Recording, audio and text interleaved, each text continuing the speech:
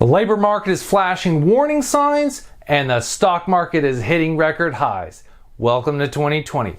But what does it all mean?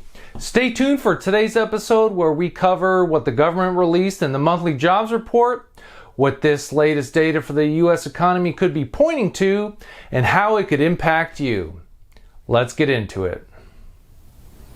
Hello my fellow YouTubers and welcome to PapayaCast, the channel where you get the information you need today to prepare for the economy of tomorrow. Today we're going to be talking about the labor market, a topic in economics that gets a lot of attention. Whether you have a job, are looking for a job, maybe you lost your job, or think that working for others is to be avoided at all costs. The labor market touches the lives of just about everyone. Just the other week, the Bureau of Labor Statistics, or BLS, the part of the government that officially tracks our labor market, released their monthly jobs report. They estimated that in November, the nation added 245,000 non-farm payroll jobs. That's a pretty good number in normal times. In the 6 months before March of this year, the labor market was adding about 220,000 new jobs each month on average. So in comparison, the 245,000 new jobs in November was pretty good. Now the big story here isn't so much how many jobs the BLS says were added as much as how many in relation to previous months. And remember, we are coming off the largest 1 month drop in history for the labor market. In April, we saw nearly 21 million non-farm payroll jobs lost. It is really hard to imagine the magnitude of what happened earlier this year. The word unprecedented just doesn't quite cover it anymore. In this graph here, we have the number of new non-farm payroll jobs created since job growth turned positive back in May.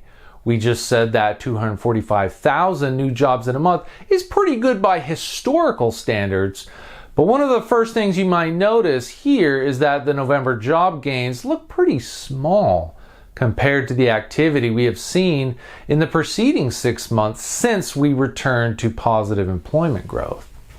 Another thing you'll notice is that monthly job creation has been slowing down significantly since June, when we added back nearly 5 million jobs. So why does that matter? If we're adding back jobs at least as good as we were doing before the recession, that's a good thing, right? Well, it's definitely not a bad thing to have positive job growth, and I think that's definitely something we can be thankful for. But the problem comes when we look at how long it will take just to get back to where we were in February. Here's a graph of the level of non-farm payroll jobs over the last 20 years. On the left side, you can see the post-dot-com bubble recession. In the middle, you see the Great Recession after the housing bubble and financial crisis. And on the right, you can see the absolutely mind-boggling drop in employment that took place in March and April. To give you a little more context, here's a graph of non-farm employment going all the way back to 1939. There's just nothing that compares to the drop in March and April. Unfortunately, we don't have data from this BLS data source covering the Great Depression before 1939. That would probably be our closest parallel. Now let's take a look at what our path looks like moving forward. And here is where that 245,000 job creation number from November looks a little troublesome. If we assume that we added back 245,000 jobs each month, here's what that would look like. And to get back to where we were at the previous peak in February, which was about 152 million jobs, it would take nearly 3.5 years returning to that previous peak in April 2024. And that's really the problem here. If we aren't posting job growth numbers significantly higher than 245,000 each month, then the V-shaped recovery that Wall Street has been banking on isn't going to materialize. This can have repercussions for economic growth, business performance, stock market performance, job stability, and many other parts of your life.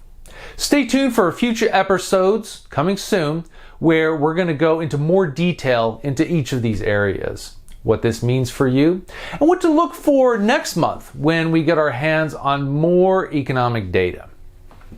If you found this episode useful, please give it a thumbs up, and I hope you will consider subscribing to this channel so we can continue to deliver you more valuable insights about the economy and how it will impact your life.